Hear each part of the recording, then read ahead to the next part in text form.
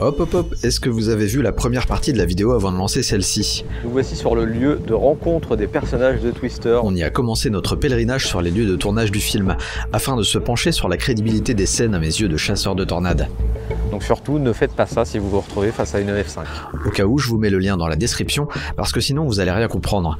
Et avouez que ce serait plutôt dommage. Ce n'est pas possible. Voilà, terminé.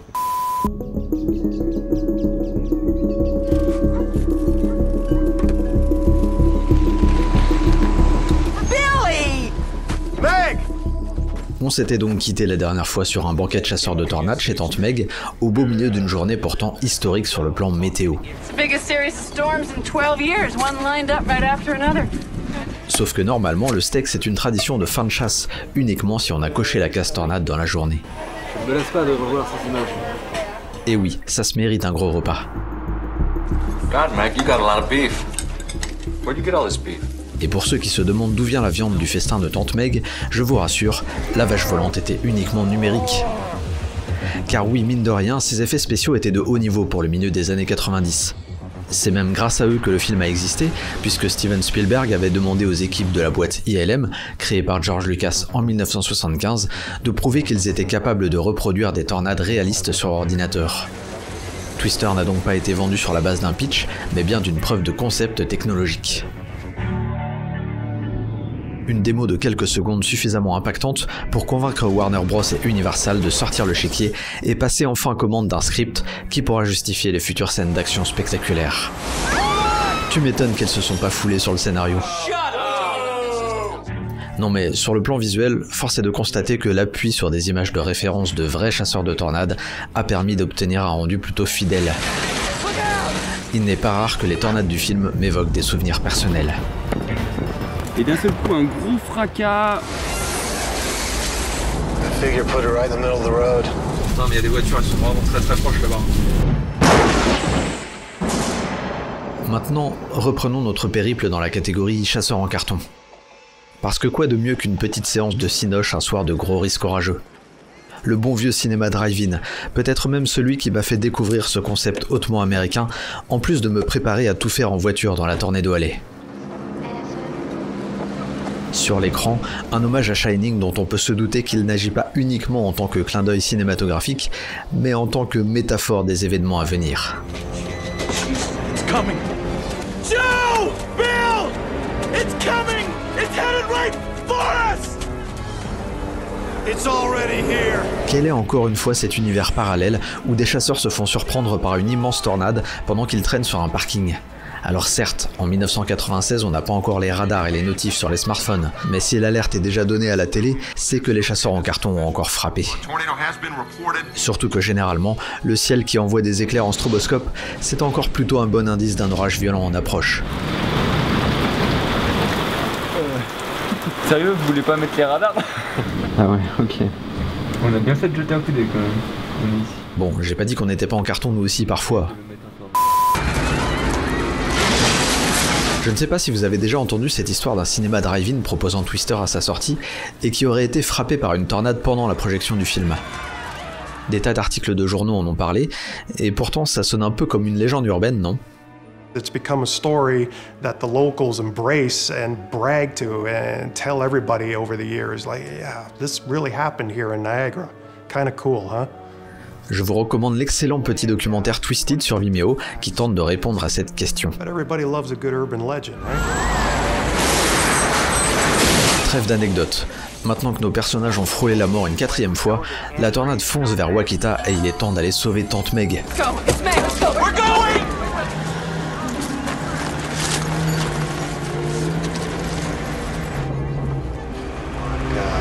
Un grand nombre de victimes des tornades le sont en effet dans leur habitation, et particulièrement la nuit quand les alertes échouent à réveiller la population.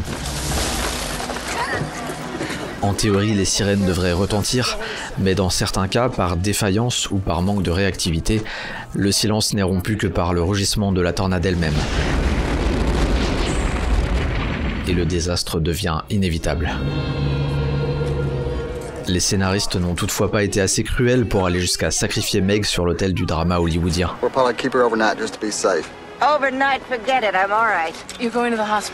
Et Dieu merci, le chien va bien aussi. C'est l'instant larmichette obligatoire. Il faut reconnaître que la reconstitution des scènes post-apocalyptiques au sein de la ville était plus vraie que nature.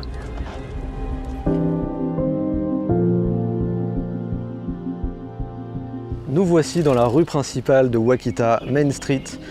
Alors ce qui est intéressant de savoir, c'est que tous les débris qui ont été utilisés pour reconstituer ce décor de destruction, en fait ils viennent précisément de maisons de Ouachita, des maisons qui avaient été justement touchées par des orages de grêle assez violents, qui avaient causé plein de dégâts, que les habitants ici ne pouvaient pas forcément se permettre de réparer, la ville ne pouvait pas non plus se permettre de détruire ces habitations. Donc en fait Warner Bros a proposé à la ville de prendre en charge ces frais de destruction. Finalement tout le monde s'y retrouvait, puisque pour la production du film, c'était une manière d'avoir tous les éléments à disposition sur le terrain pour reconstituer leur décor.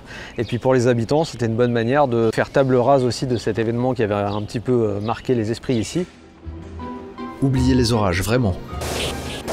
C'était sans compter sur l'extraordinaire popularité du film et la transformation de la ville en une attraction touristique internationale. Déjà que j'aime les flippers en général, mais là c'est quand même vraiment la classe d'avoir un flipper Twister avec les sons du film, la musique du film. Les répliques des acteurs, c'est incroyable. Ce lieu, vous le connaissez si vous avez vu mon documentaire Pris pour cible, où l'on avait déjà visité le musée officiel Twister et rencontré sa créatrice Linda. Another reason we were chosen is that there's no highway close to it, or a big highway. And so, if a tornado comes through, you don't have highway traffic. Yeah. So there was no highway noise. So that was another good reason to choose Ouachita. So we were just small enough they could close us down. Ça a été un moyen de donner un petit coup de boost aussi économique à la ville, puisque forcément l'équipe de tournage est restée plus de 2 mois ici, pendant tout l'été de cette année 95. Et donc la grosse majorité des habitants en fait ont participé au film en étant figurants. Que ce soit dans l'Oklahoma ou dans l'Iowa, on s'est pressé en masse vers les bureaux de casting pour participer à l'aventure Twister. C'est pas tous les jours qu'un film d'Hollywood est tourné ailleurs qu'à Hollywood. And this was Steven Spielberg. I mean, this is a big-time movie, so Hollywood catering was nice. Yeah. So they had a salad bar the length of this room and exotic foods, and it was very nice to be an extra. Certains ont même a priori touché un meilleur salaire en tournant quelques scènes dans Twister que via les récoltes habituellement, donc tout le monde y a trouvé son compte et tout le monde était content que la ville soit un peu paralysée pendant ce mois d'été 1995. Comme quoi il y avait moyen de se faire du blé autrement qu'avec les moissons. Une parenthèse hollywoodienne qui aura marqué profondément les esprits grâce aussi à ceux qui l'ont incarné. Et donc en fait, il y a quelques années, quand l'acteur Bill Paxton est décédé, tous les chasseurs se sont mis sur une position GPS différente, ce qui a formé sur le paysage de l'Oklahoma les initiales de l'acteur. Un beau signe de solidarité de la communauté des chasseurs envers cet acteur qui lui-même était du Texas et donc connaissait bien cet univers des orages et des tornades. C'est bien la preuve qu'en tant que chasseur, on s'est tous sentis représentés par le personnage incarné par Bill. Et ça, il me semble que c'est plutôt un signe de quelqu'un qui a bien fait son taf. Ou du moins qui a montré son implication.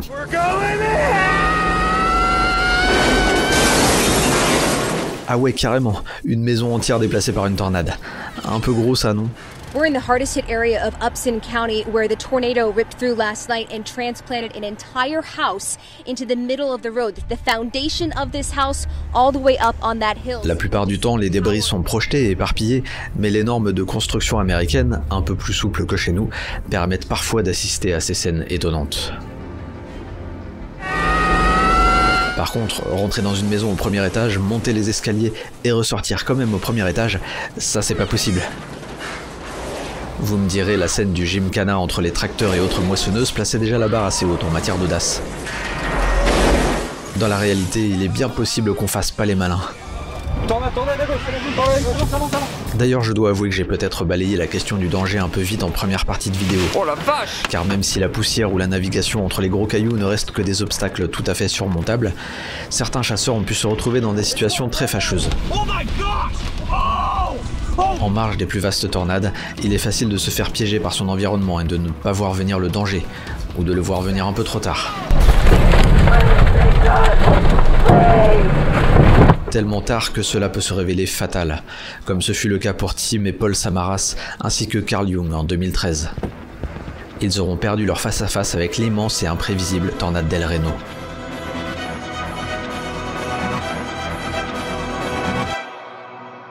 Heureusement, les accidents graves restent rarissimes dans le monde des chasseurs de tornades, et pour cause, on n'est pas aussi tête brûlée que Bill et Joe. Mais qu'est-ce qu'on ne ferait pas pour la science et pour cette mission première, lâcher les petites sondes de Dorothée dans la tornade. Tiens, c'est l'occasion de faire enfin le point sur la science derrière Twister, histoire de savoir si on nous prend pour des jambons. Rotation is increasing. Shear is 90 knots.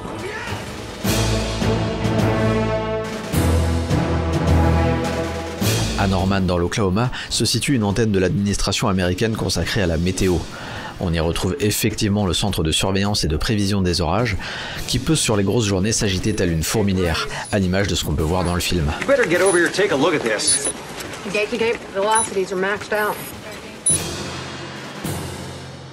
Et c'est marrant parce qu'en fait, même au National Weather Center, qui est quand même une institution hyper sérieuse, hyper importante, on retrouve un petit espace consacré au film Twister. Ça veut dire que même ici, c'est assez accepté comme objet culturel qui a une relation forte avec la réalité de la science des tornades aux États-Unis. Et ils ont même été jusqu'à exposer les sondes qui sont utilisées dans le film à côté des vraies sondes que les scientifiques utilisent pour leurs recherches. Vous reconnaissez cette machine orange ? Oui, c'est bien l'appareil placé dans le pick-up de l'équipe de chasse du NSSL dans les années 80. La première itération d'une station météo mobile prête à être déployée sur le terrain pour capter des informations essentielles dans un environnement tornadique. Ce projet fut nommé Toto en l'hommage au chien du film Le Magicien d'Oz. Un autre monument du cinéma américain, extrêmement ancré dans la culture populaire, et qui mettait en scène une tornade assez incroyable pour l'époque. Dont tentait de s'échapper une certaine Dorothy.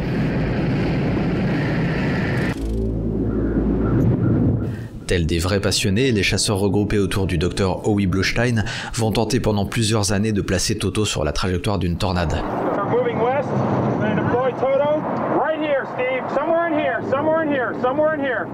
En avril 1985, ils y parviennent presque du côté d'Ardmore dans l'Oklahoma, en plaçant Toto à quelques dizaines de mètres du cœur de la rotation.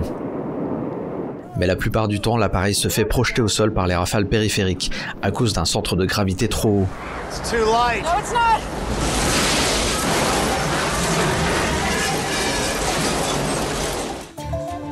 Depuis, les nouvelles tentatives ont été nombreuses, que ce soit via les sondes bien plus profilées conçues par Tim Samaras dans les années 2000 et qui ont permis d'obtenir des images assez uniques, ou via les tentatives opérées par Ritimer de propulser directement au sein de la tornade des capteurs équipés de parachutes ou en forme de fusée. To launch a rocket, we need to get in the perfect place in the storm, right in the inflow notch of the supercell. That's where all the wind is flowing in toward the tornado. Plus récemment, les drones ont évidemment aussi commencé à foncer dans le tas. Obtenir des données au sein des tornades est donc bien une obsession chez les chasseurs scientifiques. You know, I've been doing this for 20 years. I enjoy the hell out of it. I really do. You never know exactly what you're going to find. Mais est-ce que ces expériences ont déjà mené à des percées flagrantes de la recherche ? Dans les années qui suivirent les premiers succès de ces sondes, on a effectivement vu les temps d'alerte vis-à-vis de la population s'allonger de quelques minutes. Mais difficile de dire si c'est vraiment lié à la meilleure compréhension qu'on a eue du fonctionnement des tornades, ou bien plutôt à la présence en masse de chasseurs sur le terrain pour repérer les premiers contacts au sol. Et au développement de technologies radar plus précises permettant de détecter rapidement les zones de danger. Bref, avoir des infos de l'intérieur de la tornade c'est bien, mais l'apport à la connaissance se fait sur le long terme et de manière diffuse. Un peu moins spectaculaire qu'on l'imagine. Vous me direz, c'est le résultat qui compte. On arrive à sauver des vies. C'est comme un oignon. Il y a plusieurs couches et c'est comme ça avec nos découvertes. Nous avons épluché de nombreuses couches, mais il en reste encore beaucoup à découvrir. Au moins, l'appui des scénaristes sur des travaux réels a permis d'asseoir la crédibilité du script. À quelques exceptions près. Look at the updraft, the angle. It's gonna shift its track. Are you sure? Bah moi déjà je suis pas sûr du tout parce que j'ai rien compris. À l'origine, la première version du scénario mentionnait une seule tornade qui aurait couvert toute la durée du film, soit environ 1 jour et demi. Sachant que le record absolu est détenu par la Tri-State Tornado du 18 mars 1925, dont on estime qu'elle a perduré pendant 7 heures. C'est absolument énorme, hein, mais bien loin des 36 heures envisagées par les scénaristes. Alors heureusement que la production a eu la bonne idée de consulter les équipes du vrai laboratoire national des orages avant de faire n'importe quoi.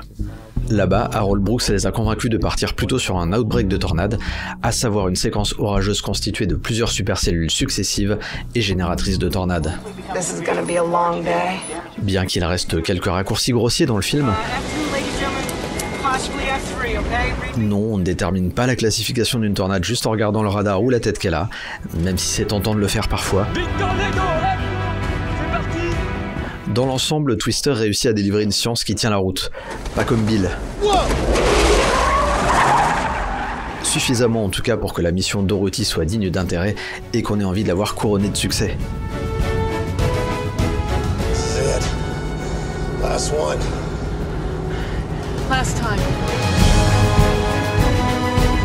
Et bien nous y voilà, la scène finale du film. Une énorme F5 s'est formée juste devant nos protagonistes. C'est la tornade la plus grosse qu'ils ont jamais vue. Évidemment, c'est un événement historique. On est sur la fin du film, il faut que ça envoie. Donc on est en train de ravager le champ de maïs de l'agriculteur local. C'est pas grave, c'est pour la science. Et on lance tous nos derniers efforts dans la bataille. Quelle chance que le maïs soit là pour amortir les chocs. Attendez, du maïs en pleine saison des tornades ? Au mois de mai, les plaines américaines sont bien plus dénudées que ce que laisse penser le film. Donc là, nous sommes au milieu d'un champ.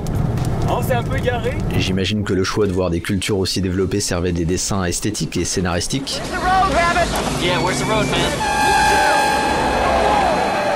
Mais peut-être pas seulement. There's a bright golden haze on the meadow. The song Oklahoma, has corn as high as an elephant's eye in it. And so I'm sure that's what they were thinking when they decided to do corn. It was their impression of Oklahoma. Oh, c'est très poétique tout ça. À part que on n'est même pas dans l'Oklahoma. Ça fait quand même un petit quelque chose de se retrouver à cet endroit et sur les traces en quelque sorte d'une F5, même si c'était pour le cinéma bien sûr. Et surtout l'endroit précis où Bill a définitivement sacrifié son beau camion tout neuf dans l'espoir d'ouvrir de nouvelles perspectives sur la science des tornades.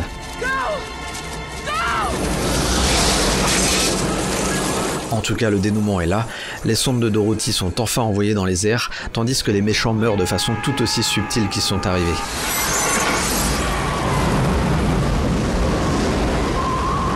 C'est le triomphe de la passion et du savoir contre les intérêts avides des corporations. Ouais, enfin, à peu près. Dans la réalité, par contre, le tableau est beaucoup plus inquiétant.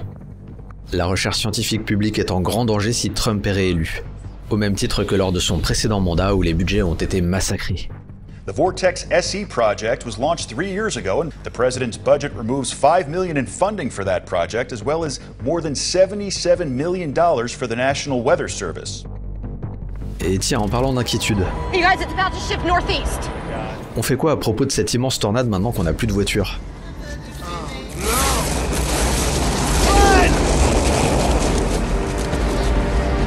Heureusement, Bill et Joe ont plus d'un tour dans leur sac, qu'ils vont courir vers cette fameuse maison qu'on va reconnaître là-bas, cette maison de fin du film. Et je peux vous dire une chose, c'est que je ne vous conseille pas d'essayer de vous échapper d'une tornade EF5 à pied. Ce que je vous conseillerais dans ce genre de circonstances, c'est plutôt de vous allonger au fond d'un de ces fossés très profonds qu'on peut voir, plutôt que d'aller se mettre dans une grange bien fragile, dans laquelle les débris vont voler dans tous les sens et vont probablement vous trancher en morceaux. Une réalité très bien représentée dans le film, grâce à un superbe canon à projectiles. Car oui, une chaise lancée à 500 km/h, ça peut faire pas mal de dégâts. On va toutefois rapidement se débarrasser de cette contrainte dans la suite de la séquence, lorsque les deux acteurs se retrouvent accrochés à une canalisation à l'aide de ceintures en cuir. Soyons francs, si vous essayez la même technique, c'est vous qui allez finir dépecé. Pendant que le spectateur s'accroche à son siège, nos deux héros sont malmenés durant de longues minutes, découvrant au passage l'œil de la tornade, ou du moins sa version habituellement fantasmée par le cinéma. Le ciel bleu en haut du tourbillon, c'est impossible, car au-dessus de la tornade, on a un cumulonimbus de 10 km d'épaisseur. Autant dire qu'en vrai, c'est un peu plus fouillis là-dedans.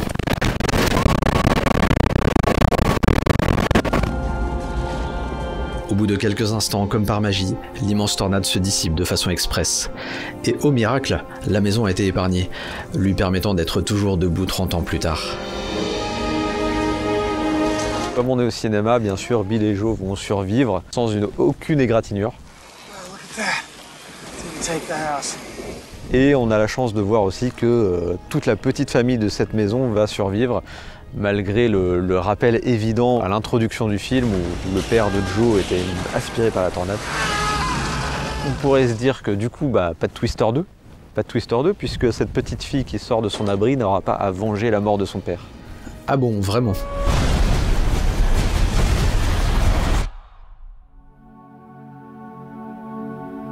On a quand même ce plan iconique, ce plan drone final qui se lève et qui laisse découvrir cette maison frôlée par la tornade mais intacte, et aussi toutes les traces qui ont été laissées sur le paysage par la tornade EF5.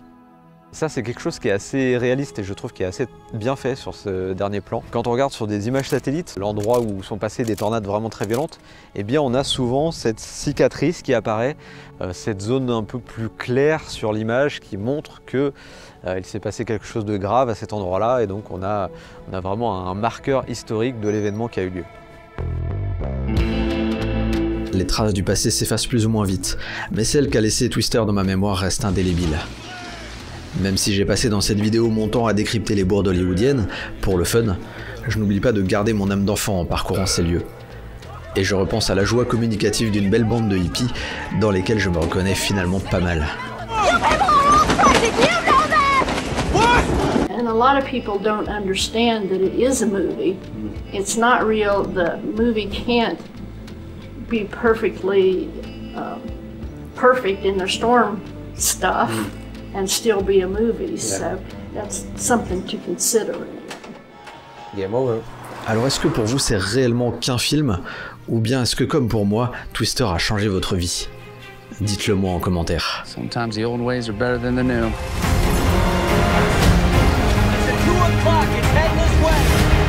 Storm's gonna be a lot bigger than we anticipated.